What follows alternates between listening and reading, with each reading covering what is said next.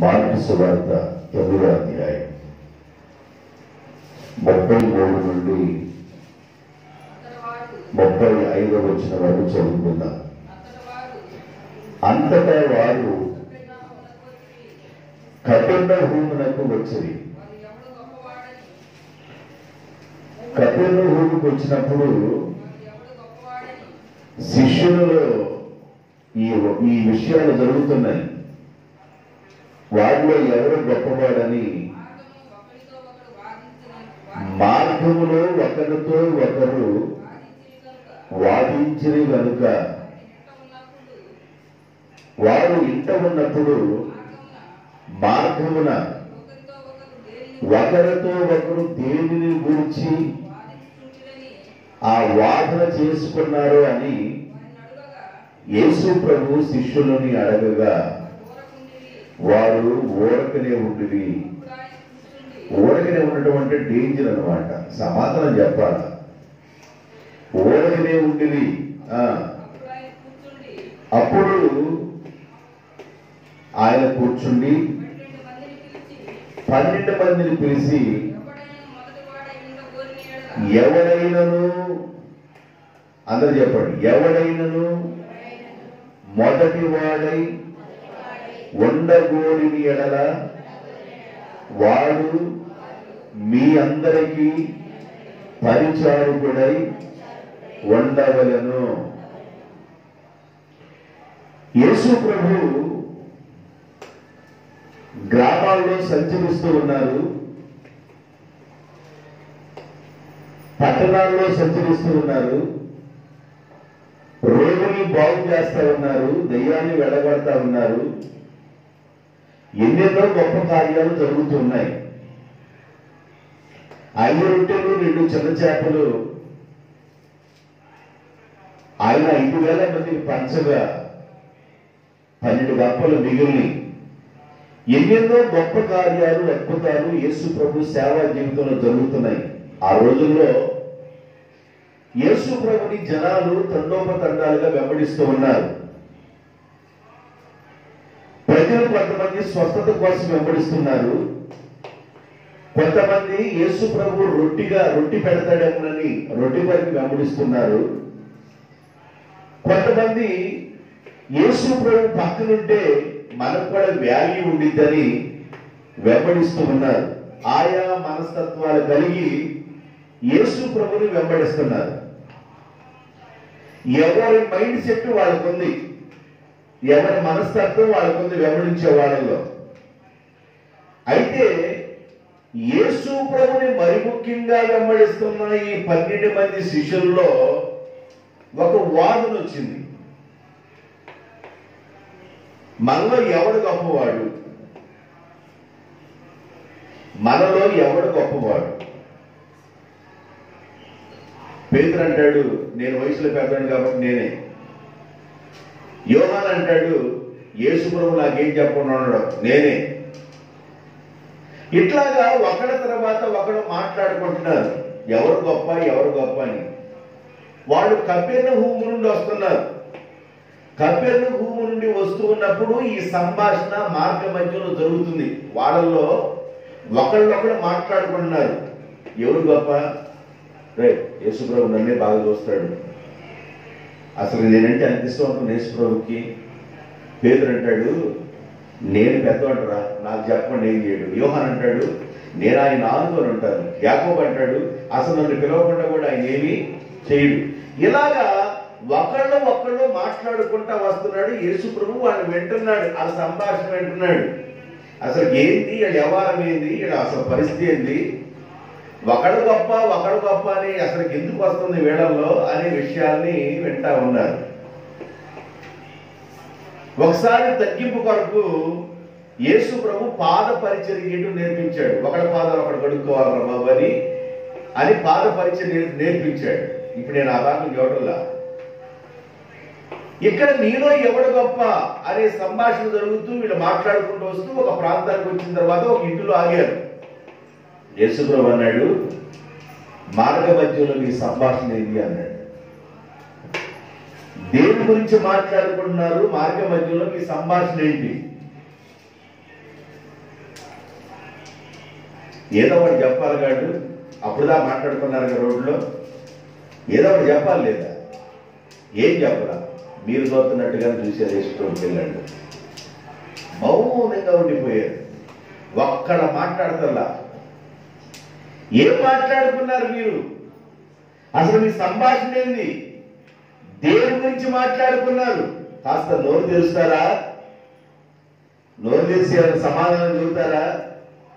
ఎవరు నోరు తెరట్లా, మౌనంగా ఉన్నారు.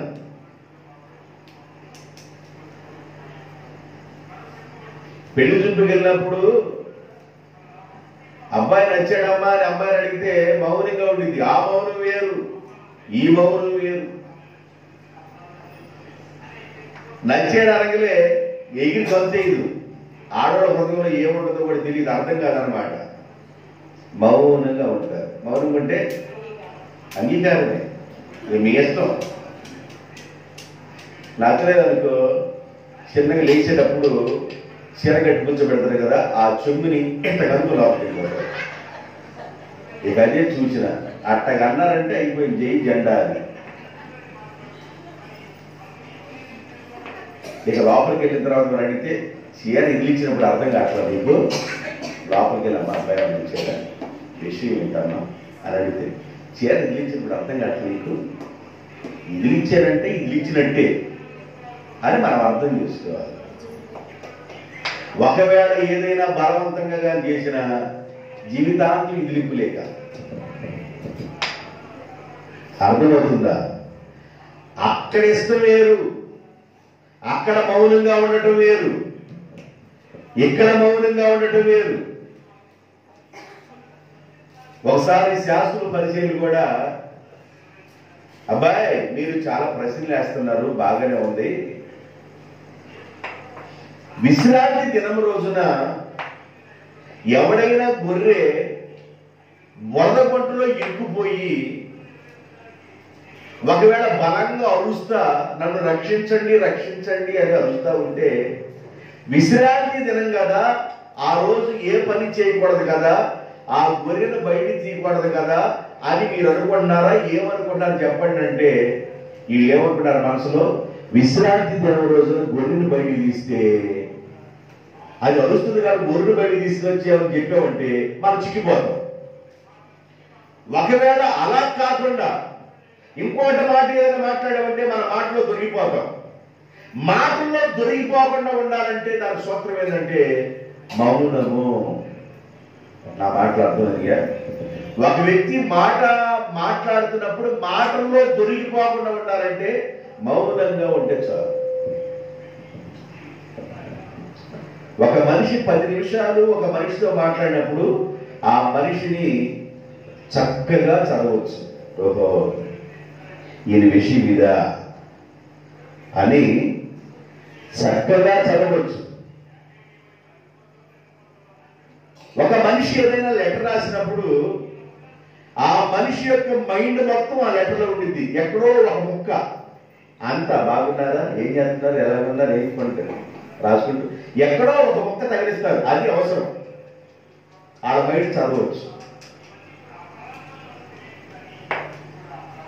మాట్లాడితే నా మైండ్ చదువుతాడేమో ప్రభు అని శిష్యులు మౌనంగా ఉన్నారు. ఆ రోజున యేసు ప్రభు ప్రశ్న వేసినప్పుడు శాస్త్రుల పరిచయం కూడా మౌనంగానే ఉన్నారు. విశ్రాంతి దినం, గొర్రె అరుస్తుంది, బురదలో చిక్కుపోయింది. విశ్రాంతి దినమున ఎవరు పని చేయకూడదు, పొయ్యి కూడా ముట్టించకూడదు. మోషే ధర్మశాస్త్ర ప్రకారం పొయ్యి ముట్టించకూడదు, పనివాడితో పని చెప్పకూడదు, విశ్రాంతి దినాన్ని ఏ పని చేయకూడదు. మరి గొర్రె ఎవరు బురదలో కూడా అరుస్తుంది, మరి ఏం చేయాలి? దాన్ని లాగాలా లాక్కూడదా అని అడిగాడు. లాగాలి అని చెప్పేవనుకో దొరికిపోతామేమో, లాక్కూడదు అని చెప్పేవనుకో అన్యాయం అయిపోద్దామో. అందుకని మౌనంగా ఉన్నారు. ఈ మౌనాలు లేదు, అమ్మాయి తలచుకునే మౌనం లేదు, శిష్యులు ఎక్కడ మౌనంగా ఉన్న మౌనాలు వేరు. ఏందబ్బా అసలు ఏంది నీ వ్యవహారం ఏంది? కపెర్నహూములో బయలుదేరిన దగ్గర నుండి అసలు మీ వ్యవహారం ఏంటి? ఏం మాట్లాడుకుంటున్నారు? మీ సంభాషణ ఏంటి? యేసు ప్రభువుకు తెలుసు, కానీ అడుగుతున్నాడు. చెబుతాడే, ఒకళ్ళన్నా చెబుతారేమోనని. కాదు, వాళ్ళు కూడా నువ్వు నన్నంటే ఎక్కువ ప్రేమిస్తావని నేను అంటున్నానయ్యా నేనే వీళ్ళందరిలో గొప్పవాడుగా ఉండాలనుకున్నాను, ఒక్కడన్నా అంటాడేమంటే ఒక్కడంటలా, మౌనంగా ఉంటారు. అర్థం చేసుకొని యేసు ప్రభు వాడు మౌనంగా ఉంటే అర్థం చేసుకొని ఇక్కడ చెబుతున్నాడు, చదవండి. ఎవడైనను మొదటివాడై ఉండగోరిన ఎడల, ఎవడైనను మొదటివాడై ఉండగోరిన ఎడల వారి అందరిలో కడపటివాడును అందరికీ పరిచారకుడై ఉండవలెను. ఎవడైనను మొదటివాడై ఉండగోరిని ఎడల, ముఠా మేస్త్రిగా ఎవరైనా ఉన్నారంటే ఆ వ్యక్తి ముఠా బాధ్యత మొత్తాన్ని భరిస్తాడు. వాళ్ళకి కావలసిన టిఫిన్లు తీసుకెళ్తాడు. ఆ టిఫిన్ నాకు తీసుకెళ్ళకపోతే ఆ కుప్పేసే వాళ్ళకి, ఆ ముఠా నడిపించే మేస్త్రి ఏం అవుతాడంటే, మాకు టిఫిన్ ఇవ్వాలి, మాకు పలాంది కూడా ఇవ్వాలి. చెప్తారా పలాంది అంటే? మాకు అన్ని ఇవ్వాలి, మా యొక్క విధానం ఇదని ఆ వ్యక్తి ముందుగా కుప్పేసుకునే ఆ ఓనర్ చెప్తాడు. అంటే ఆ వ్యక్తి ఏం చేస్తున్నాడంటే పరిచర్య చేస్తున్నాడు. మీలో ఎవడైనను మొదటి వాడై ఉండగోరిని ఎడల అతడు పరిచారకుడై ఉండవలెను. పరిచారకుడై ఉండవలెను. పరిచారకుడు అంటే పరిచర్య అనేది చాలా ప్రాముఖ్యమైనది. ఒకవేళ మనం గుర్తించబడాలి అని అంటే, మొదటి వాడుగా మనం గుర్తించబడాలంటే పరిచారకుడిగా ఉండాలి, పరిచర్యలో ఉండాలి, పరిచారకుడిగా ఉండాలి, పరిచర్య చేయాలి, పరిచర్య చేసే దానిలో ముందుగా ఉండాలి. ఒకసారి తీర్మానం చేసుకున్న తర్వాత నేను బ్రతికినంత కాలం ఈ పరిచర్య నేను చేస్తానయ్యా, ఈ మందిరాన్ని శుభ్రం చేస్తానయ్యా, ఇదిగో నేను బ్రతికినంత కాలం, ఇదిగో ఈ ప్లేటులు నేను బ్రతికినంత కాలం, ఈ వంట ఈ బ్రతికినంత కాలం ఈ కోణంలో నేను బ్రతుకుతానని తీర్మానం చేసుకుంటే ఆ తీర్మానం బ్రతికినంత కాలం ఉండాలి. ఆ వాగ్దానం దేవునికి స్తోత్రం, హల్లెలూయా.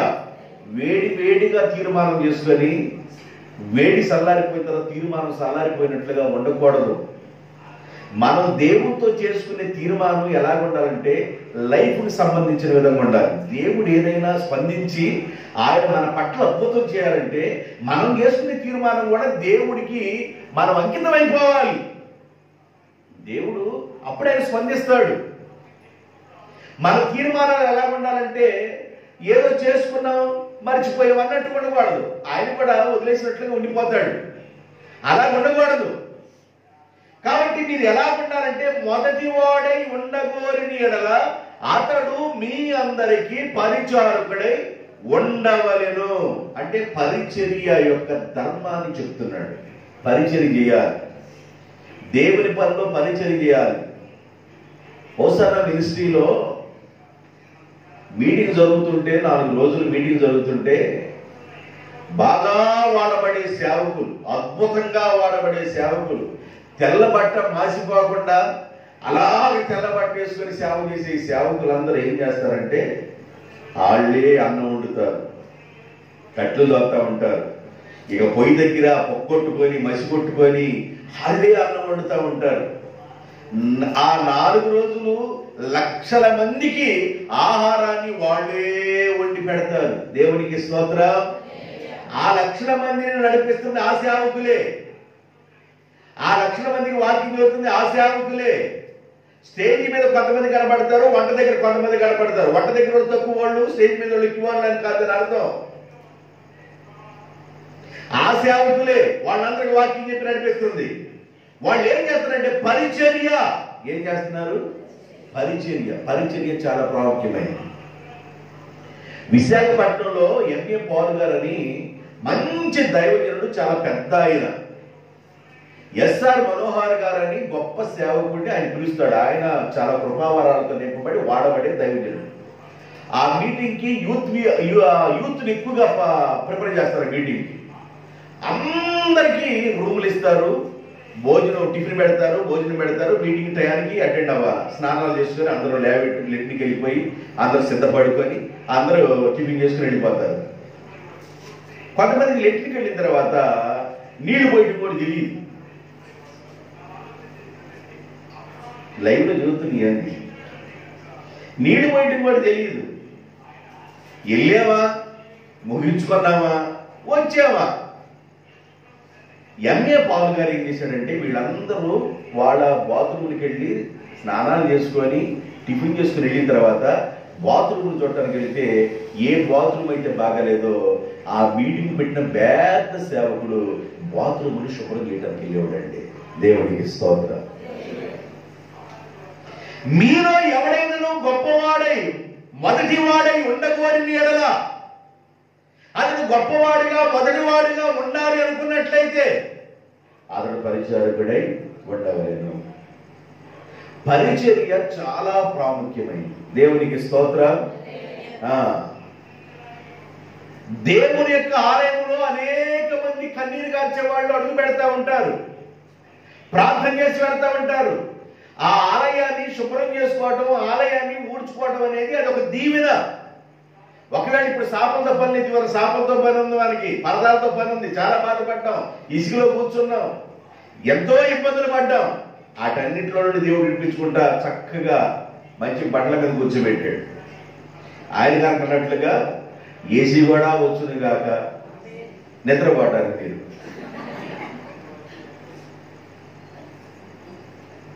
ఏముంది, ఎండాకాలం వడగాలు వాడుతున్నప్పుడు కిటికీలు మొత్తం వేసేసి డోర్ కట్టంలో లాగా ఆ కిటికీలు కూడా కట్టలు వేసేసి ఒక ఏసీ గారు తగిలించి వదిలేటువంటి రాపులు రావటం. తండ్రి వేస్తున్నాను ప్రభా, వందనాలు తండ్రి.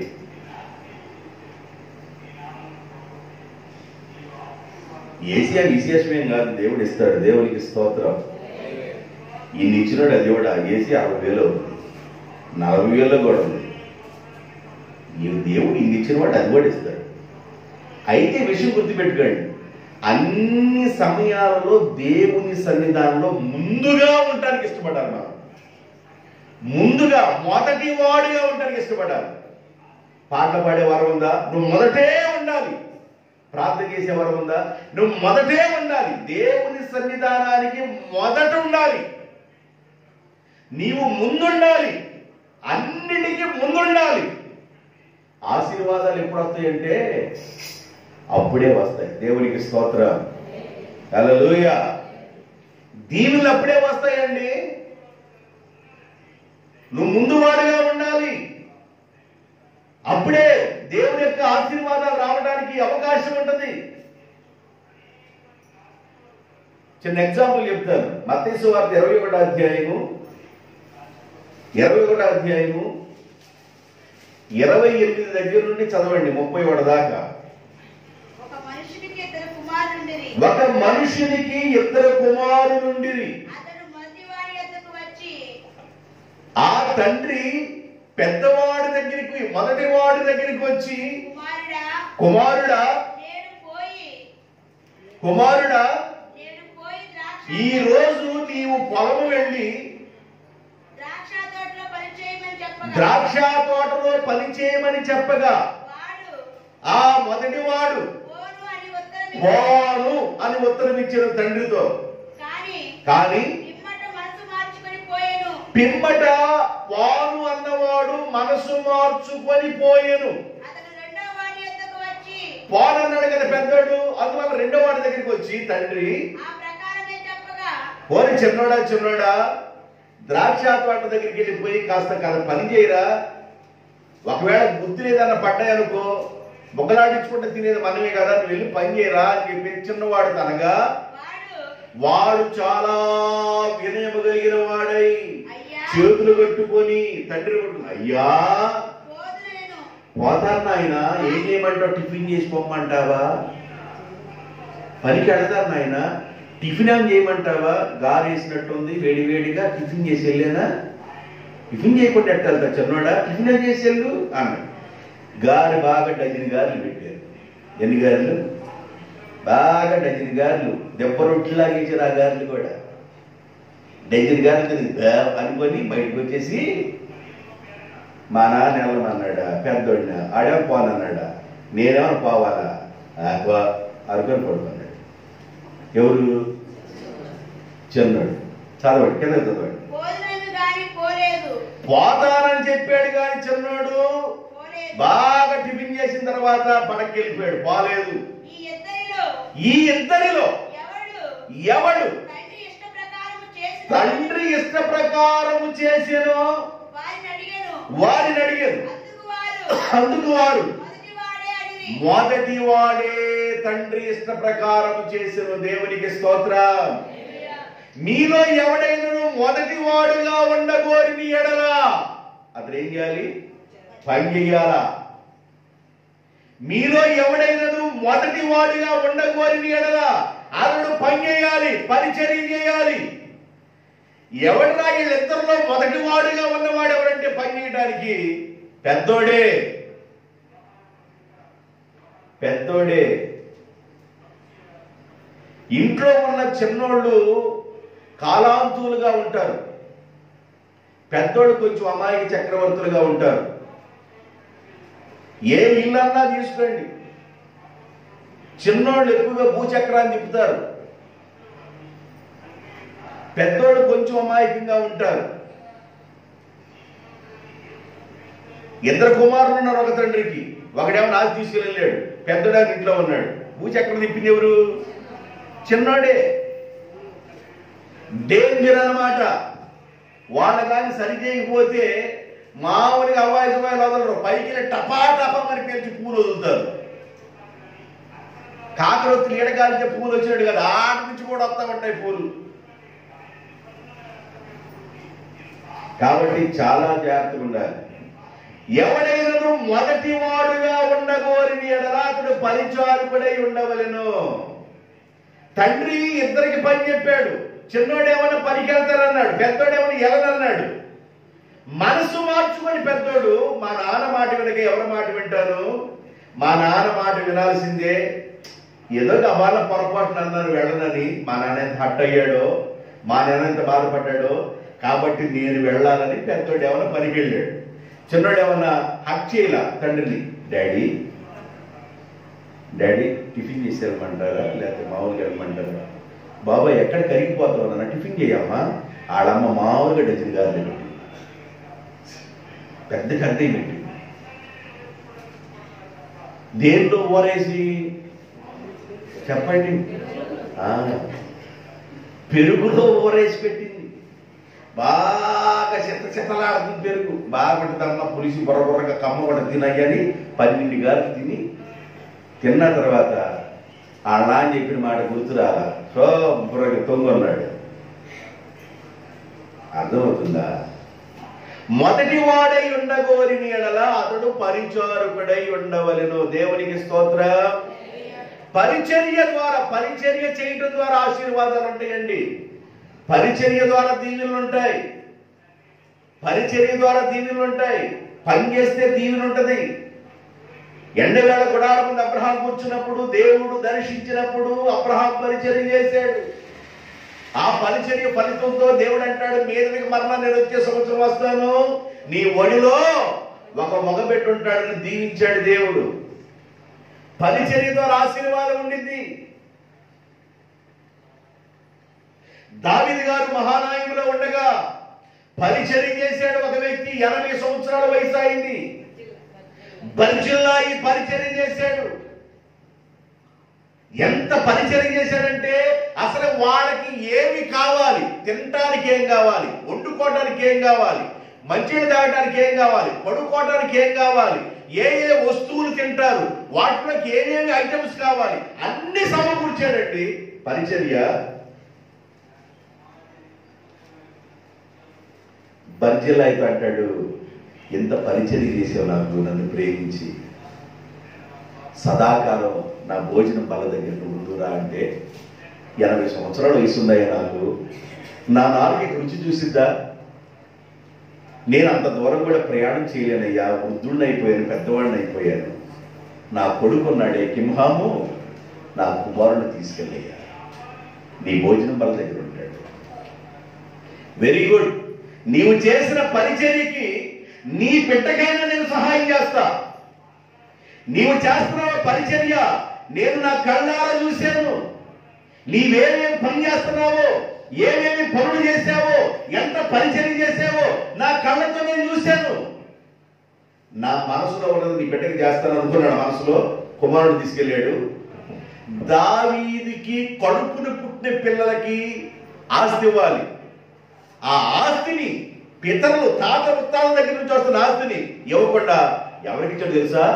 కింహాంకి ఇచ్చి నువ్వు పండించుకొని తినన్నాడు. దేవునికి స్తోత్రం. బోయాజు పొలం నాదే,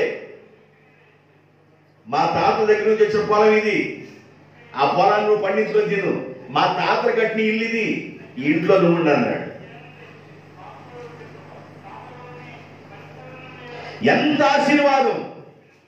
కాబట్టి మనం పరిచర్య చేసే విషయంలో ముందుగా ఉండాలి, దేవుని దగ్గరికి వచ్చే విషయంలో ముందుగా ఉండాలి, పాటలు పాడే విషయంలో ముందుగా ఉండాలి, ప్రార్థించే విషయంలో ముందుగా ఉండాలి, విజ్ఞాపన చేసే విషయంలో ముందుగా ఉండాలి. యాక్టివ్ పర్సన్ గా ఉండాలి. నువ్వు దేవుని దగ్గర అనాలోచన ఉండకూడదు. దేవుని పని అంటే భయముతో ఉండాలి. నీవు దేవుని పని భయముతో చేయాలి. యాక్టివ్ గా ఉండాలి, ముందుగా ఉండాలి.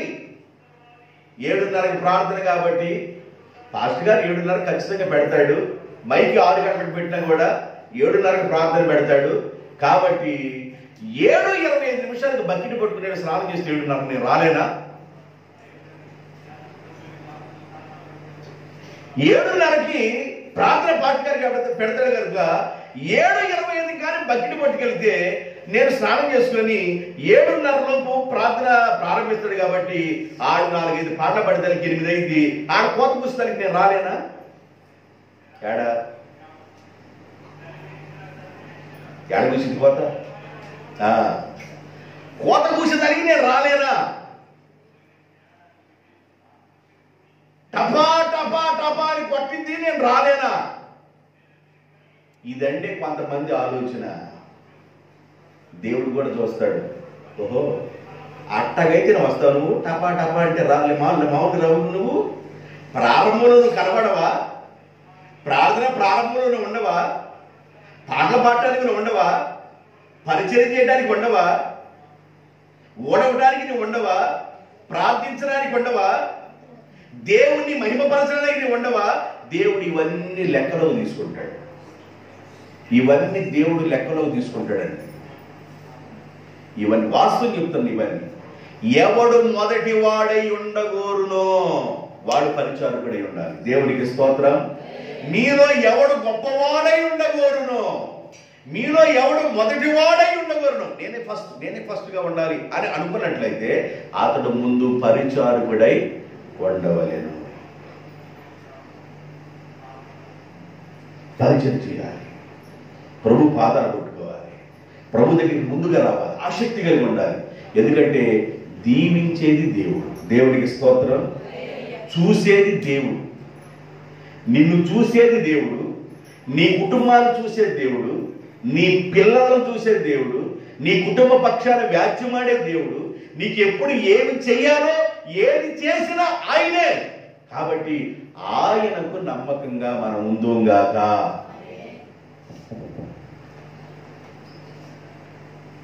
మొదటి వాడు పరిచారకుడై ఉండవలెను. ఆదికాండం 39వ అధ్యాయం, 39వ అధ్యాయం, ఆదికాండం 39వ అధ్యాయం 4వ వచనం. యోసేపు మీద అతనికి కటాక్షము కలిగెను గనుక. యోసేపు మీద ఎవరి కటాక్షం కలిగింది? పోతీఫర్కి.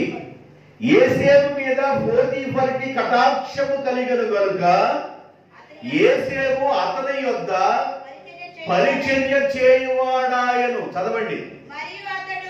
మరియు అతడు తన ఇంటి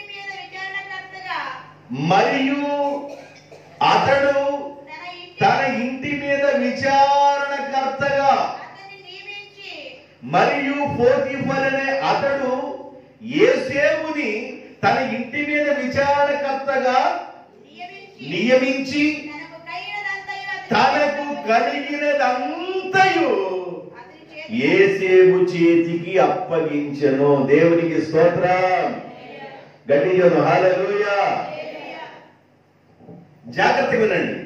ఒక రాజు గారి దగ్గర మంచి పోస్ట్ లో ఉన్న వ్యక్తి పోతీఫర్ అనే వ్యక్తి, ఐగుప్తు దేశంలో పరిపాలన చేస్తున్న ఒక రాజు గారి దగ్గర మంచి పోస్ట్ లో ఉన్న వ్యక్తి పోతీఫర్ ఈ పిల్లోడిని కొనుక్కున్నాడు సంతలో. యేసేపుని ఇంటికి తీసుకెళ్ళిన తర్వాత యేసేపు ఇంటికి వెళ్ళిన దగ్గర నుండి ఇప్పుడు ఎక్కడి నుండి వచ్చాడు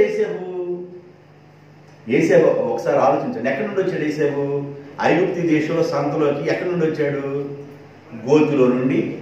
వాళ్ళ అన్నలు అమ్మేసుకుంటే గోతులో పడక మునుపు వాళ్ళ అన్నలు కొట్టారు.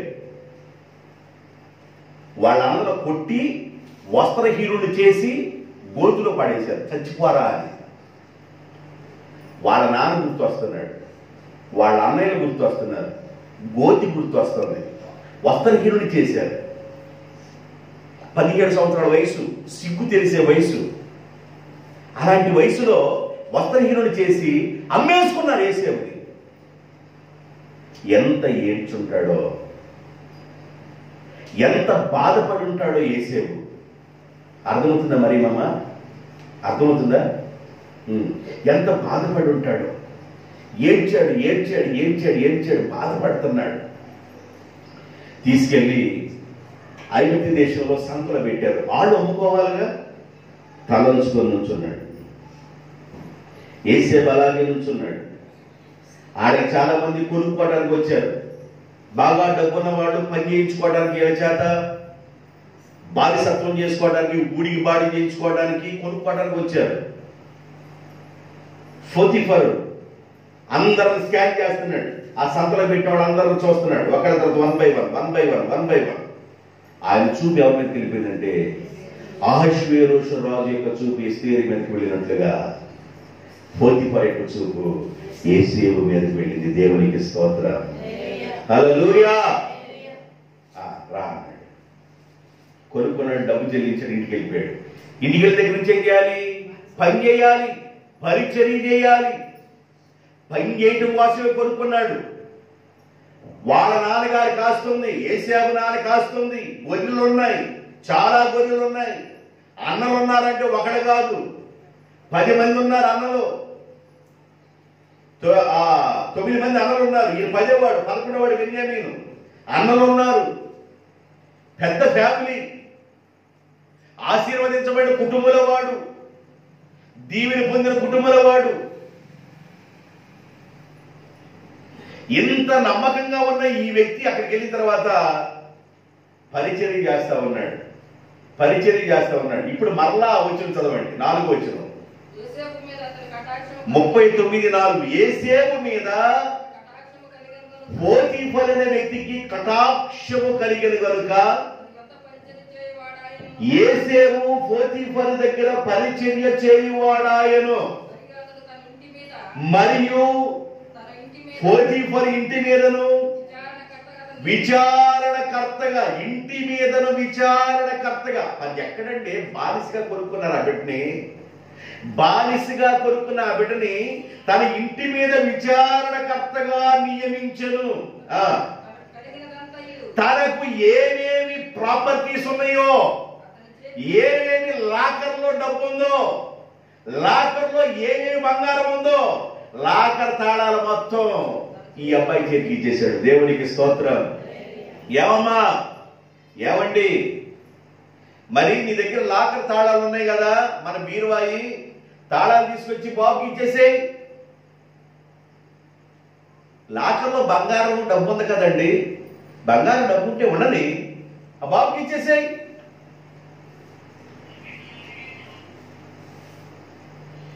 నీవు లెక్క పత్రాలు లేకుండా ఎప్పుడు పడితే అప్పుడు ఏదో ఒకటి కొనుక్కుంటూ ఉంటావు.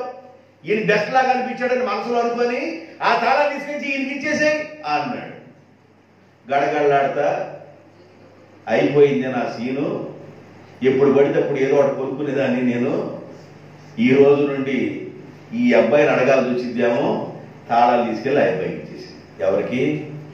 యేసేపుకి తాళాలు ఇచ్చేసి, యేసేపు తన ఇంటి మీద విచారణకర్తగా ఉండటానికి, తన యావదాస్తుని యేసేపుకి అప్పగించడానికి, యేసేపు మీద కటాక్షం కలగటానికి ఇన్నిటికీ మూల కారణం ఏంటంటే, ఎవడైనను మీలో మొదటి వాడై ఉన్న గోరిని ఎడల అతడు పరిచారకుడై ఉండవలెను. యేసేపు పరిచారకుడై ఉన్నాడు. దేవునికి స్తోత్రం. హల్లెలూయా. యేసేపు పరిచారకుడు గనుక, పరిచర్యలో నమ్మకంగా ఉన్నాడు గనుక యేసేపుని దేవుడు ఆశీర్వదించాడు. పరిచర్య చాలా జాగ్రత్తగా చేయాలండి, భయముతో చేయాలి. అమ్మా తెల్లారిపాటికి మందిరం ఎదురంతా నువ్వే ఊడుతున్నావు, ఏ వాళ్ళు ఊడుచుకోలేరా, నువ్వే ఊడుతున్నావేంది? ఆ వంటది నేనే ఊడుస్తా చచ్చిపోయేదాకా. దేవునికి స్తోత్రం. హల్లెలూయా. ఇది నా బాధ్యత, నా దేవుని ఆలయాన్ని బాగు చేసుకోవడం నా బాధ్యత, నా పరిచర్య ఇది. నా ఇంటిని ఎలా చూసుకున్నాను, నా దేవుని ఆలయాన్ని కూడా అలా చూసుకోవాలని నేను తీర్మానం చేసుకున్నా. ఇది నా బాధ్యత. దేవుడు నిన్ను, నీ బిడ్డలను ఆశీర్వదించును గాక. నీవు దేవుని పనిలో ఏ చిన్న కార్యక్రమం చేసినా మర్చిపోవడానికి దేవుడు అన్యాయస్తుడు కాదు. దానికి ఎగ్జాంపుల్ ఏం చెప్పాడంటే, ఉగ్గిన్నుడు చన్నీడు మీరు ఇచ్చినను నా నామం పేరట, నా నామం పేరట చిన్న పని చేసిన మర్చిపోవటానికి అన్యాయస్తుడైన దేవుడను. ఎప్పుడు పొందుతారు మీరు దీవెనలు? దీవెనలు ఎప్పుడు వస్తాయి? మీటింగ్ జరుగుతున్నాయి, వంట చేస్తున్నారు, వంట చేయడానికి అందరూ పాల్గొనాలి. చేతైనట్టు ఒకళ్ళే దోసకాయలే పోయగలరు, ఒకళ్ళ దోసకాయలను ఇత్తనాలు చేతితో తీపు చూడగలరు. అళ్ళు ఉండాలి, ఇళ్ళు ఉండాలి. ఏంటి దోసకాయ ఇత్తనాలు చేతితో బాధ చూసి బత్తలు తిన్న అనకూడదు. తిన్నీ పాపం.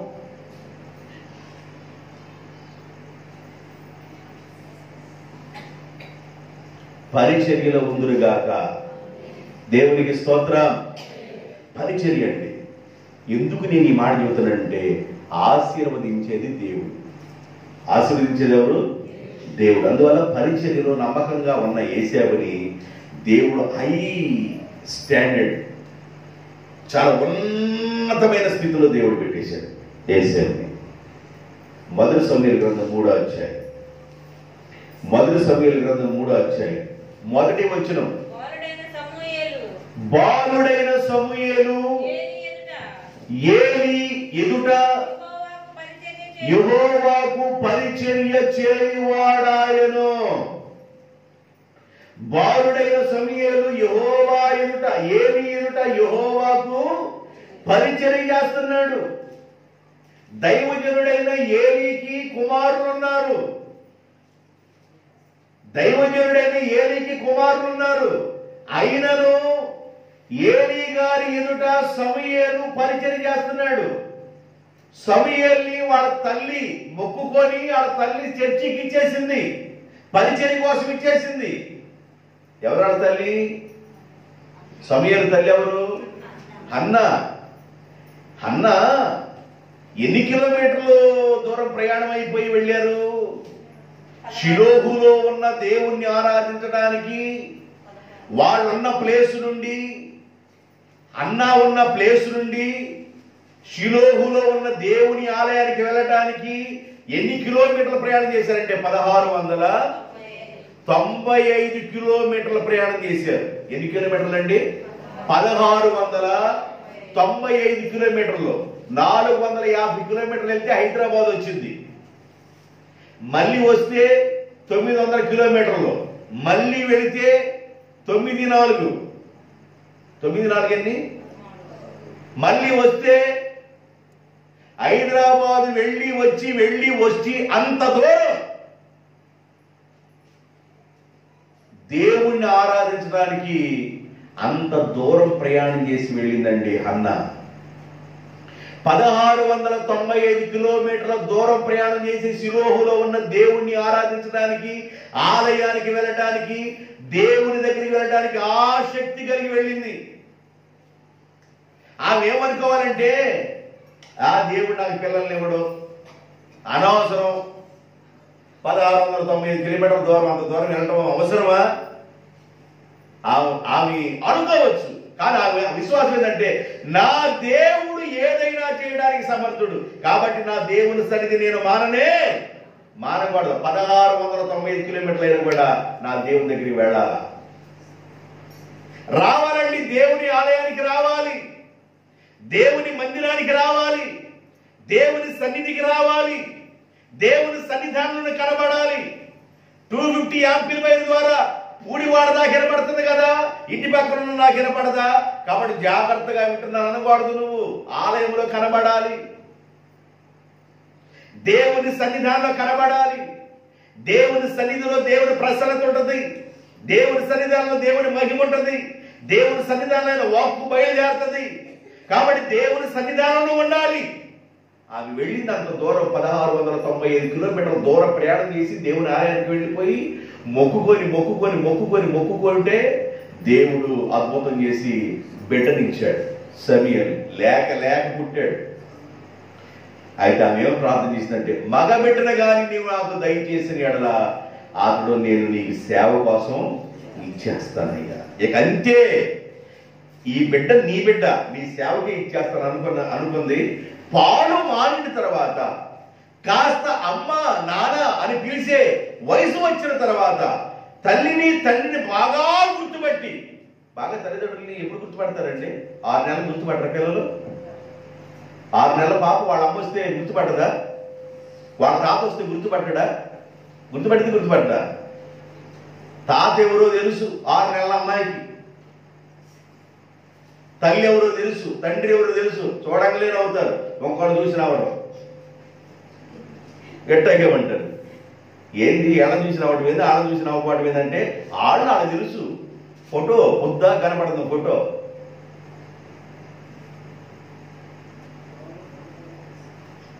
పిల్లలు పాలు మానిన తర్వాత దాదాపు కాస్త వయసు వచ్చిన తర్వాత అమ్మ నాన్న అనే విషయాలన్నీ వివరణ తెలిసిన తర్వాత ఆ పిల్లోని తీసుకెళ్లి దేవుని ఆలయంలో 1695 కిలోమీటర్ల దూరంలో వదిలేసి వస్తా ఉంటే ఎలా ఉంది తమ ప్రాణం?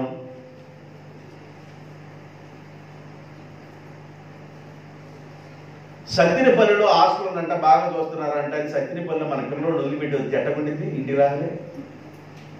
సత్తినపల్లి అంత దూరంలో వదిలిపెట్టి వచ్చానమ్మా. సత్తినపల్లి అంత దూరం వదిలిపెట్టి నిద్రపోతుందండి, నిద్రపోతుందా?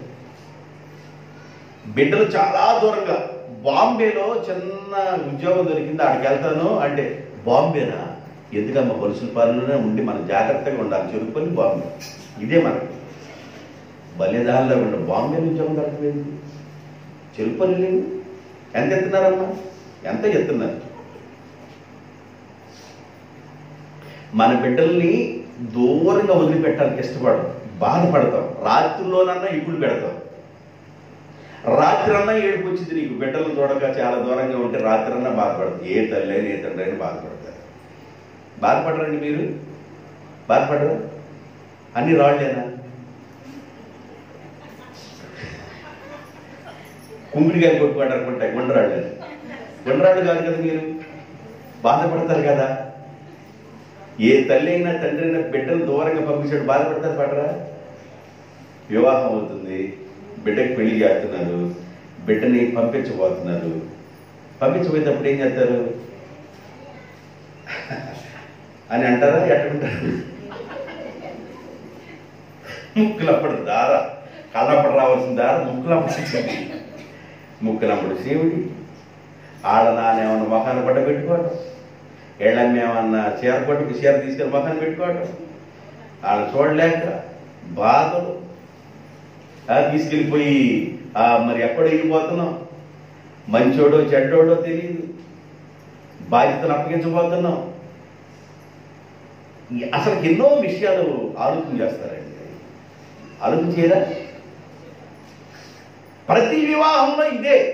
బిడ్డని అత్తగారింటికి పంపించేటప్పుడు ఎంత బాధపడతారంటే, ఆ అమ్మాయి చేతిలో ఉన్న అరటి పండు తీసుకొని ఆ అమ్మాయి పెట్టేదాన్ని నువ్వు తీసుకొని నీ చేతిలో పెట్టిన వెంటనే కొండకి సిలిపడ్డంటే బడ బడ బడ బడ బడ బడ. ఎందుకంటే బాధ. అప్పుడు దాకా నా చేతుల కింద ఉంది, దాదాపు 18-20 సంవత్సరాలు నా చేతుల కింద ఉంది. ఈ రోజు నుండి తన ఇంటికి తాను వెళ్ళబోతుంది. ఎంత బాధపడతామో. ఈమె ఎంత బాధపడింది. ఒకవైపు ఏమన్నా పెనిన్నా సూటిపోటి మాటలు, మామూలుగా దున్నటల్లా. ఈ దూడ, ఏ దూడ? పెనిన్నా అనే ఒక దూడ మామూలుగా అన్నాన్ని మాట్లాడటల్లా. దేవుడు జ్ఞాపకం చేసుకున్నాడు, అద్భుతం చేశాడు. 1695 కిలోమీటర్ల దూరం ఆమె ఉన్న ప్లేస్ నుండి షిలోహ్కు వెళ్ళడానికి. ఆమె ఉన్న ప్లేస్ పేరేంది? రాయబడి ఉంటుంది అక్కడ. రామా, మీరు బాగా చదువుకోండి, బైబిల్ అర్థమైందట్టు చదువుకోండి. అక్కడి నుండి అక్కడికి వెళ్ళడానికి 1695 కిలోమీటర్ల దూరం వెళ్ళిపోయి ఆ బిడ్డను వదిలేసి, ఎక్కడ? దేవాలయంలో వదిలేసి వెనక్క తిరిగి వచ్చేటప్పుడు అప్పుడే పాలు మానేడు. ఎప్పుడు? అంతకు ముందే జస్ట్ పాలు మానేడు తీసుకొచ్చింది. ఎందుకు తీసుకొచ్చిందంటే దేవునితో ఆమె కమిట్ అయిపోయింది. నాకు గాని మగ బిడ్డను ఇస్తే ఆ బిడ్డను నేను సేవకే ఇస్తా. ప్రభువా, నువ్వేమనుకో బాబు, అనుకున్నట్టుగా మగ బిడ్డను ఇచ్చావు. వాడిని ఎల్కేజీ చదివించొద్దు, ఎల్కేజీ, యూకేజీ, పావు కేజీ, 1, 10 వాళ్ళకి ఇంటర్మీడియట్, ఆ తర్వాత ఇంజనీరింగ్ చేయించిన తర్వాత ఇస్తే ఇంజనీరింగ్ చదువుకొని సేవకు వచ్చాడంటే ఘనం కదా ప్రభు నీకు. ఇంజనీర్ చదివిన తర్వాత ఉద్యోగం వచ్చింది. ప్రభు నువ్వేమనుకోబావు ప్రభు, వాడు ఉద్యోగం చేసుకున్నాడు, ఉద్యోగం చేస్తూ సేవ చేస్తాడులే, ఏమనుకోబావు ప్రభు అని మనం అంటాం. పాలు మాని వెంటనే తీసుకెళ్ళి ఇచ్చి తల్లి తిరిగి వచ్చినప్పుడు ఆమె మైండ్ సెట్ ఎలా ఉంటుంది ఆలోచించండి. అయితే దేవుని యొక్క పాద సన్నిధానంలో ఆ బిడ్డను పెట్టింది. దేవునికి స్తోత్రం. దేవుని పాద సన్నిధానంలో ఆ బిడ్డను పెట్టి దైవజనుడి చేతికి ఆ బిడ్డను అప్పగించి దేవుని చేతులు ఆ బిడ్డను పెట్టి ఆమె తిరిగి ఇంటికి వచ్చేసింది. 1600 మళ్ళీ మాట్లాడితే సాయంకాలానికి వెళ్ళే ప్రయాణం కాదు అది. ఒకవేళ బిడ్డ దిగులు పడ్డాడంటే సాయంకాలానికి వెళ్ళే ప్రయాణం కాదు అది, సుదీర్ఘమైన ప్రయాణం. అంత ప్రయాణం చేసి ఆ బిడ్డను వదిలిపెట్టి వచ్చి ఇంటికి వచ్చి ప్రార్థన చేస్తుంది. ప్రభువా, ఎంత ప్రార్థన చేసి ఉంటుందో, ఎంత ఏడ్చుండిందో ప్రభు దగ్గర. అయితే సమూయేలు ఏలీ ఎదుట యెహోవాకు పరిచర్య చేయువాడాయను. దేవునికి స్తోత్రం. ఎవరు చెప్పారండి? ఏం పరిచర్య చేస్తున్నాడు? మందిరాన్ని శుభ్రం చేస్తున్నాడు, దీపాన్ని ముట్టిస్తున్నాడు, దేవుని ఆలయంలో దీపాన్ని ముట్టిస్తున్నాడు. ఇంత క్రమాన్ని, ఇంత అలవాటు ఎవరు నేర్పారు? వాళ్ళ తల్లి చాలా విషయాలు ఆ చిన్నప్పుడే, ఆ తెలిసిన వయసులోనే చాలా విషయాలు రంగరించి పోసింది. దేవుడు పాస్టర్ గారి పిల్లలతో మాట్లాడుతున్నా, దేవుడు పరిచర్య చేస్తున్న సమూయేలుతో మాట్లాడుతున్నాడు. దేవునికి స్తోత్రం. సమూయేలు దేవుని సన్నిధానంలో పరిచర్య చేస్తున్నాడు, శుభ్రం చేసుకున్నాడు, సాఫ్ చేసుకున్నాడు, పడుకున్నాడు, దీపాన్ని ముట్టిస్తున్నాడు. ఆ దినాలలో యెహోవా వాక్కు సంవత్సరానికి ఒక్కసారి కూడా యెహోవాకు ప్రత్యక్షం కావటంలా. సంవత్సరానికి ఒక్కసారి కూడా దేవుడు మాట్లాడుతల్లా. దేవుడు మౌనంగా ఉండిపోయాడు. మందిరం పాడైపోయింది, సేవ పాడైపోయింది. దేవుడు బాధపడతా ఉన్నాడు, దేవుడు హృదయంలో నొచ్చుకుంటా ఉన్నాడు. బాధపడుతున్న దేవుడు సమూయేలు యొక్క సుబుద్ధిని చూసి, సమూయేలు యొక్క పరిచర్యను చూసి, సమూయేలు యొక్క ప్రేమను చూసి, సమూయేలు యొక్క పద్ధతిని చూసి దేవుడు మౌనంగా ఉండలేకపోయాడు. నోరు తెరవడం ప్రారంభించాడు. మౌనంగా ఉన్న దేవుడు పరిచర్యని బట్టి నోరు తెరుస్తాడు. దేవునికి స్తోత్రం. సమూయేలు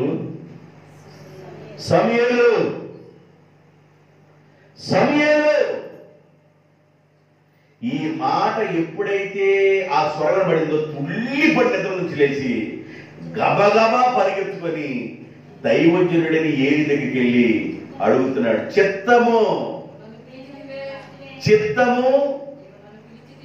ఆ మాట కరెక్ట్ చదవండి. చిత్తము నా ఏలివాడు అన్నాడా లేకపోతే ఏంది? నీవు నన్ను పిలిచినవు గనుక నేను వచ్చి తినను. అయ్యా చిత్తము, నీవు నన్ను పిలిచావు కాబట్టి నేను వచ్చాను అనగలే ఆ పాస్టర్ గారు తుళ్ళి పడేసి, బాబు నేను పిలవలేదురా, నువ్వు వెళ్ళి పడుకోమమ్మా, పడుకో, చర్చిలో పడుకో అన్నాడు. చర్చి వదిలిపెడతల్లా. కొంతమంది చర్చి అలవాటు ఉండదు, చర్చిలో ఉండటం అలవాటు ఉండదు, చర్చిలో పడుకోవడం అలవాటు ఉండదు, చర్చిలో పరిచయం చేయడం అలవాటు ఉండదు, ఏ ఉండదు.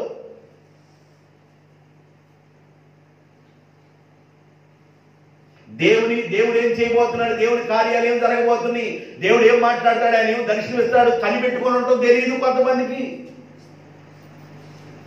దేవుడు మాట్లాడతాడని కనిపెట్టుకొని ఉండాలనే జ్ఞానం ఉండదు. పడుకోనని వెళ్ళిపోయి మళ్ళీ పడుకున్నాడు. బాగా నిద్రపట్టే సమయానికి మళ్ళీ దేవుడు స్వరం వినపడుతుంది, సమూయేలు సమూయేలు. ఈ మాట ఎప్పుడైతే మళ్ళీ వినబడిందో మళ్ళీ పరిగెత్తుకెళ్ళి వెళ్ళిపోయి, చిత్తమయ్యా, నీవేం మాట్లాడనుకుంటావు మాట్లాడయ్యా అన్నాడు. నేను పిలవలేదురా, వెళ్ళి పడుకోరా అన్నాడు. ఆయనకు అర్థమైపోయింది, పిలుస్తుంది నేను కాదు, పిలుస్తుంది దేవుడు. దేవునికి స్తోత్రం. కొంతమందిని దేవుడు పిలుస్తారు, కొంతమంది నిద్రపోతున్నప్పుడు దెయ్యాలు కేకలేస్తాయి. మీకు తెలుసా మాట? తెలీదా? కేకేసిన వాడిని అడగండి, బయట ఉండి కేకేస్తాయి. హాయ్, ఎవరు రాత్రిపూట వచ్చి కేకేస్తే ఎటువంటిది? మంచం మీద ఉండగా మనిషి లేరు, కేకన పడుతుంది, ఎటువంటిది? నీకు వేడి వేడికి తగినట్టుండదు. నేను ప్రార్థన చేసి అలాంటి వాళ్ళకి కేకలేస్తాయి దెయ్యాలు, కొంపల ముందుకు వచ్చి కేకలేస్తాయి. బయట నుండి కేకలు పడతాయి, నాకు కేకలేస్తాయి, పిలుస్తాయి. యేసు ప్రభుని సిలువేసి ఆయన దించి సమాధులు ఆయన్ని సమాధులు పెట్టిన తర్వాత సమాధులు ఆయన తెరవబడిన తర్వాత అంతకుముందు సచివాలయ పరిశుద్ధాంతరం లేచారు. దేవుడికి స్తోత్రం. లేచి ఆడికి వెళ్ళారు, వాళ్ళ ఊర్లోకి వెళ్ళారు. లేచి ఆడికి వెళ్ళారు, ఊర్లోకి వెళ్ళారు. పరిశుద్ధులందరూ లేచి వారి పట్టణంలో ఉన్న ఊరు దర్శించారు. కొన్ని దురాత్మలు ఇక అదే డ్యూటీ తిరుగుతూ ఉంటాయి. ఒకవేళ నువ్వు ప్రార్థన చేయకపోతే వచ్చి నేను తట్టింది అనుకో, ఏందే సంగతిలో అని మామూలుగా గుండె నీరైపోవడమే.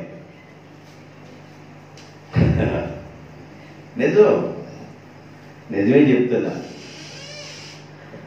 కాబట్టి దేవుని స్వరం మీరు విందురు గాక. ఎవరి స్వరం వినకుండా ఉండాలని నేను అర్థం? దైవ స్వరం కంటే కూడా దేవుని స్వరం మీరు విందురు గాక. దేవుని స్వరం వినే కోణంలో మనం వెళ్ళాలంటే పరిచర్య చేయాలి. ఏం చేయాలి? మీలో ఎవడైనను గొప్పవాడై ఉండగోరిన, మీలో ఎవడైనను మొదటివాడై ఉండగోరిన వాడు పరిచారకుడై ఉండవలెను. సమూయేలు చిన్న వయసులోనే పరిచర్య చేశాడండి. ఆయన పరిచర్యకి మెచ్చిన దేవుడు మాట్లాడలేకుండా ఉండలేకుండా మౌనంగా ఉండలేకపోయాడు. ఆయన మాట్లాడటానికి ఆయన ఇష్టపడ్డాడు. పరిచర్యలో నమ్మకంగా ఉందురుగాక. హల్లెలూయా. మరొక వచనం, రోమీయులకు రాసిన పత్రిక 15వ అధ్యాయం 30వ వచనం. రోమీయులకు రాసిన పత్రిక 15వ అధ్యాయం 30వ వచనం. సహోదరులారా, నేను యోదయాలో ఉన్న అవిధేయుల చేతిలో నుండి తప్పించబడి యెరూషలేములో చేయవలసి ఉన్న ఈ పరిచర్య, ఆ మాటలై అండర్లైన్ చేసుకోండి. ఈ పరిచర్య పరిశుద్ధులకు ప్రీతికరముగా ఉండాలి.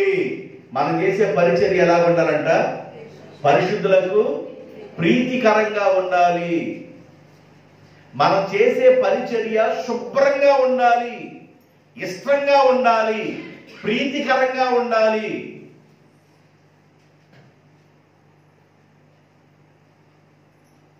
కొందరు ఇల్లు ఉడుస్తారు, పరిచర్య, దాన్ని కూడా పరిచర్య అంటారు. సేవలు కూడా పరిచర్య అంటారు. సహాయం చేసేవాడు కూడా పరిచర్య అంటారు.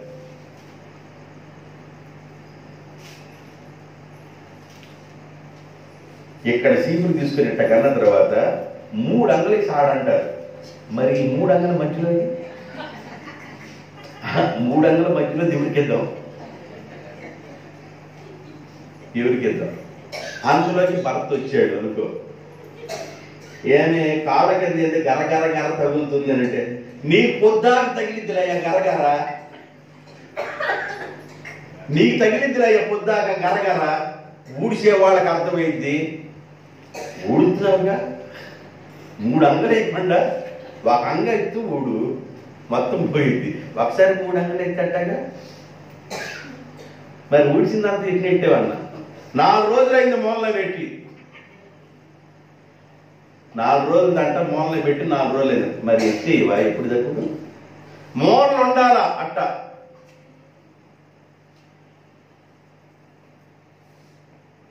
ఊడ్చుకోరు, శుభ్రం చేసుకోరు. పరిచర్య అంటే ప్రీతికరం ఉండాలంట. దేవుడి స్తోత్రం చెప్పండి. పరిచర్య అంటే ఉండాలి ప్రీతికరం. ప్రీతికరం అంటే అర్థం ఏంటి? ఇష్టము. మనం చేసే పని ఎట్లా ఉండాలంట? ఇష్టంగా ఉండాలి, ప్రీతికరంగా ఉండాలి. మీరందరూ అలా ముందురుగాక. ఆమె చెప్పండి, అదన్నా చెప్పండి. అంటే అట్లా ఉండలేదు. మీరందరూ అలాగా చెప్పండి, ముందురుగాక. గుండీలు మాత్రం ఎరగతీయటం తెలుసు మీకు. కాళ్ళకి మురికి పట్టింది, చేతులకి మురికి పట్టిందంటే బాగా మురిపెట్టి గుండీలు టపా టప్పేర పడుతున్నారు తప్ప కాళ్ళ మీద ఉంది మురికి పాటల్లో, ఆ చేతుల దగ్గర ఉన్న మురికి పాటలు. ఏంది పరిచర్య? ఏది కావాలన్నా అదేమంటే ఏదమ్మా గుండి ఏది పిన్నీసులు కన్నా మన అరడాజును అంటే ఏం చేయమంట? గుండీలు అది పిన్నీసు పెట్టుకో. భలే ఓడు లాగుండా నువ్వా. ఉతికేటప్పుడు గుండీలు పగలకుండేటంటే బండకేసి కదా బాతుంది, అట్టంటి బాతుంది. మరి మురికి అమ్మా పరిచర్య. ఏందమ్మా ఈ మచ్చలు పోవట్లేదండి. మచ్చల ఏందయ్యా, నేను నిమ్మకాయ వేసుకుంటా, నిమ్మకాయ కూడా వేసి వెళ్తున్నా. చిన్నపిల్లలాగా అన్ని చేసుకొచ్చుకుంటే నేను ఎంట పోగొడతాను పొద్దాక. మీరు చాలా మంచివాడు, దేవునికి స్తోత్రం. మీ పరిచర్య ప్రీతికరంగా ఉండునుగాక. మీకు ఎప్పుడు ఇలాంటి ఏం అడగలేదు అనుకుంటా మీ వారు నెలల్లో. అమ్మా ఏందమ్మా గరగర అంటుంది, ఏమమ్మా ఇప్పుడేనయ్యా ఊడుతుంది, ఎన్నిసార్లు ఓడమంట? నేను పొద్దా కుడితే ఉన్న ఆశీర్వాద లక్ష్మి పోయిందంట. ఏం పొద్దా కుడితే ఊడ్చినట్టే పోయిందంట. అది ఏది నీ దగ్గర లక్ష్మి ఉంటేను మీరు వాళ్ళ మూలికత లక్ష్మి, అది పోయింది లక్ష్మి.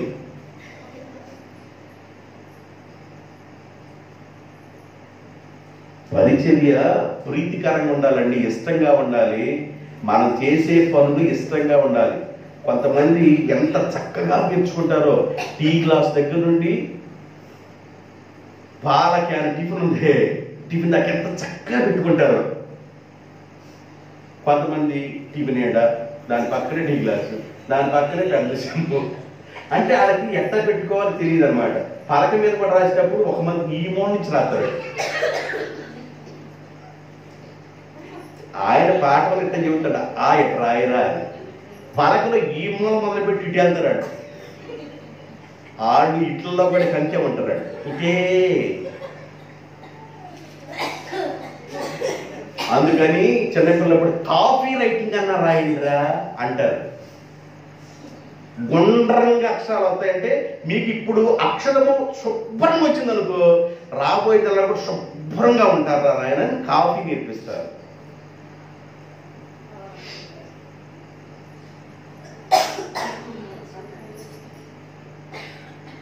బయటికి వెళ్ళేటప్పుడు ఎంత బాగా ఉంటారో.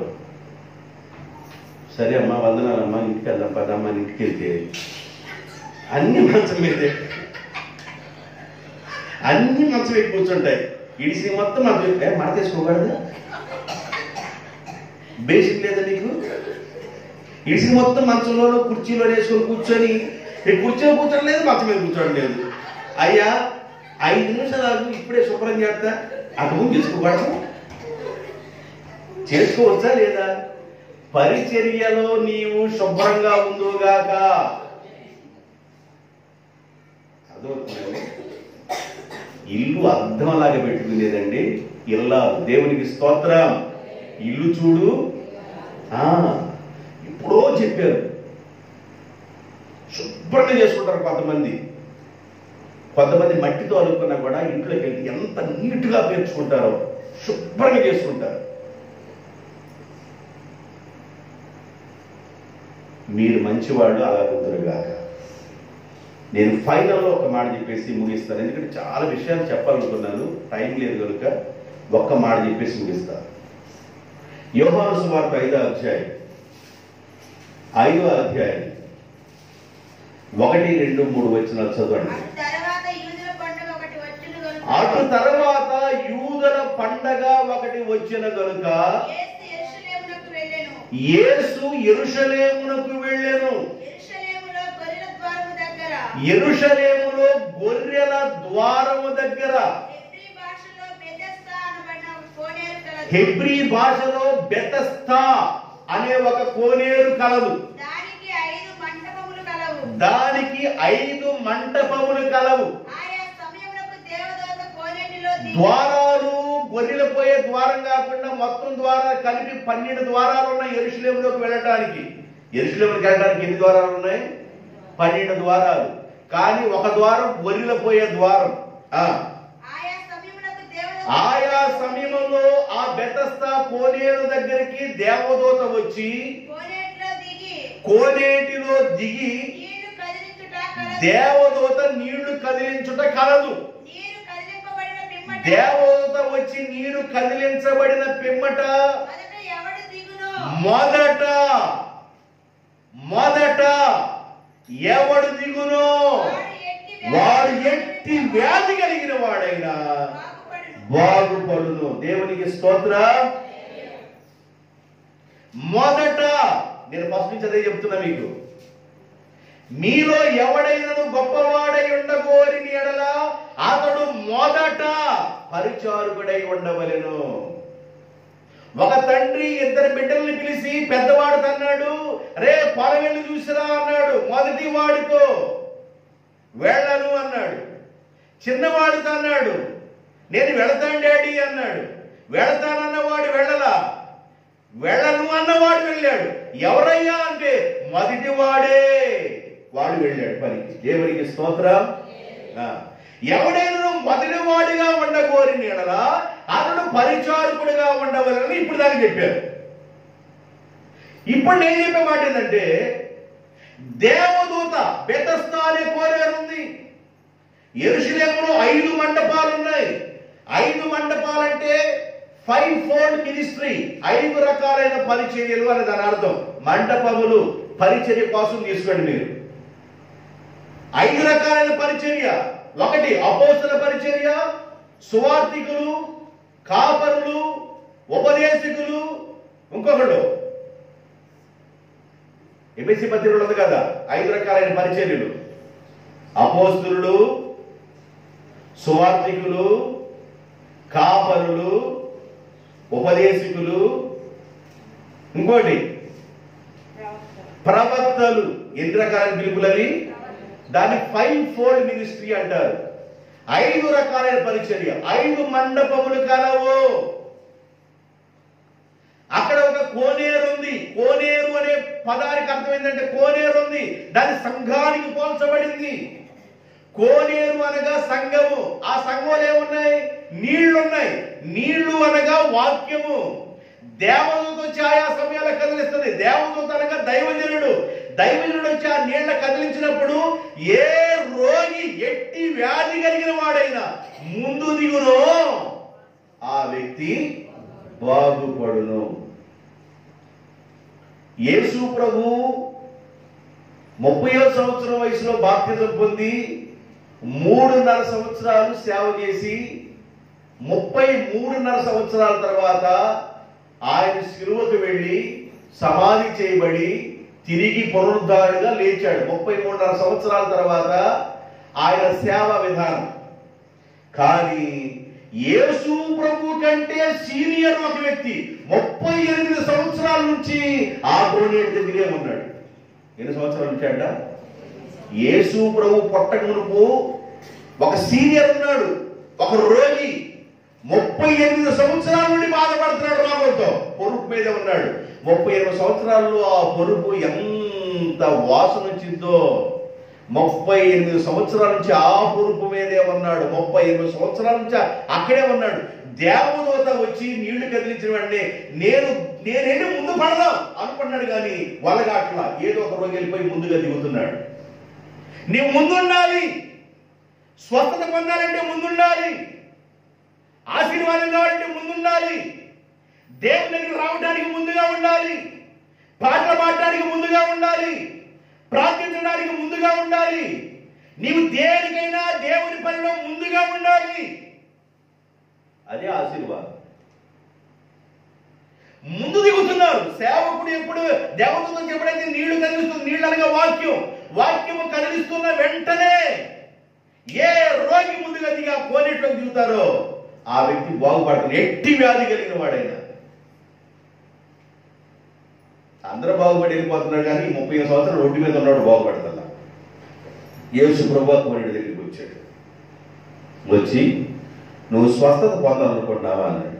పొందాలనుకుంటానయ్యా, నాకు పొందాలని ఉంది, కానీ నన్ను ఎవరు ఆ కోనేటిలో దేవదూత నీళ్లు కదిలించినప్పుడు నన్ను ఎవరు దించట్లేదు నాయన. ఎవరందరి కాళ్ళు ముందు పడుతున్నారు, నేను దిగలేకపోతున్నాను అన్నాడు. ఎన్ని సంవత్సరాల నుంచి ఉన్నావు అన్నాడు. 38 సంవత్సరాల నుంచి ఉన్నాను అన్నాడు. పరుపు మీద నుంచి ఇట్ట దేకటం అన్న తెలుసా అన్నాడు. కొంచెం మందిలో జనాలు కొద్దిగా జరగడానికి లేచి దొరుకుతారా లేదా ఇక్కడ వెళ్తారా? అట్లాగన్నా దేకటం తెలుసా? అట్లాగన్నా కొంచెం మీరు బండి ఆడినట్టుగా పిల్లలాగా అట్లా కొంచెం అన్నా. 30 సంవత్సరాల నుండి సీటు కూడా పాడైంది అయ్యా అంటారా? పరుపు సీట్ అంటే ఆ సీట్ అనుకోకండి, పరుపు.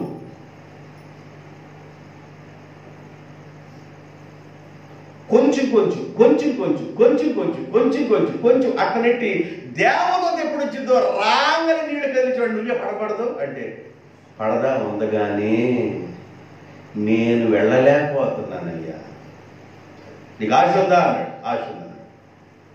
యేసు ప్రభు అద్భుతం చేశాడు. దేవునికి స్తోత్రం. 38 సంవత్సరాల నుంచి ఆశ కలిగి ఉన్నాడు కనుక ఆ వ్యక్తిని దేవుడు బాగు చేశాడు. ఎవడు ముందు దిగాలి. దేవుని యొక్క వాక్యం ఎప్పుడైతే కదులుతుందో, దేవుని యొక్క వాక్యం ఎప్పుడైతే వినబడుతుందో, నీకు సేవల పాములు పారేటట్టు ఉండకూడదు. లోబడాలి వాక్యానికి. విధేయత చూపించాలి. వాక్యం మన బాబుగోడిది. మీ బాబుగోడిది, నా బాబుగోడిది కాదు. వాక్యం మన బాబుగోడిది. వాక్యం మన బాబుగోడిది అవటల్లా. వాక్యం దేవుంది. నువ్వు లోబడాలి. లోబడితే ఆశీర్వాదం వచ్చింది. వినకపోతే చేసేది ఏం లేదు. ఎన్నిసార్లు మాట్లాడినా లోబడిన వాడు హఠాత్తుగా అని బైబిల్ చెబుతుంది. కాబట్టి ఈ మాటల చేత మీరు ధైర్యపరచబడి మొదటగా ఉందురుగాక. దేవుని సన్నిధానంలో మొదటగా ఉందురుగాక. దేవుని సన్నిధికి మొదటగా వచ్చుదురుగాక. మొదటగా పరిగెత్తాలి. మొదటగా ఉండాలి. దేవుని దగ్గర మొదటగా ఉండాలి.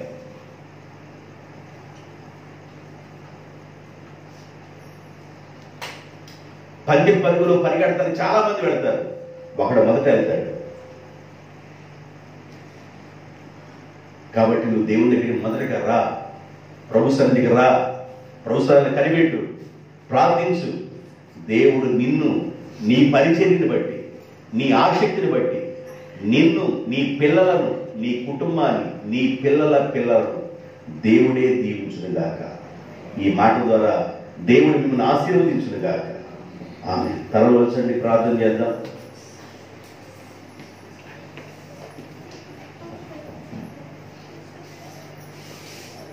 కృపా సత్య సంపూర్ణమైన మా ప్రియ పరలోకపు తండ్రి, పరిశుద్ధమైన మా దేవ, మీ పరిశుద్ధమైన పాదములకు స్తుతి స్తోత్రాలు. మీ సన్నిధిలో ప్రార్థన చేస్తున్నాం. ఇంతవరకు మీ బిడ్డలు శ్రేష్టమైన మీ వాక్కును విన్నారు. మీ వాక్కు సజీవమైనది, మీ వాక్కులో బలముందనైనా మీ వాక్కు ద్వారా మీ బిడ్డల్ని బలపరచమని, ఆశీర్వాదపు ధైర్యముతో నింపమని, కూర్చిన మీ బిడ్డలను, శబ్ద యంత్రం ద్వారా వింటున్న మీ బిడ్డలను దీవించమని ఆశీర్వదిస్తూ యేసు నామములో ప్రార్థన చేయుచున్నాము తండ్రి. ఆమేన్.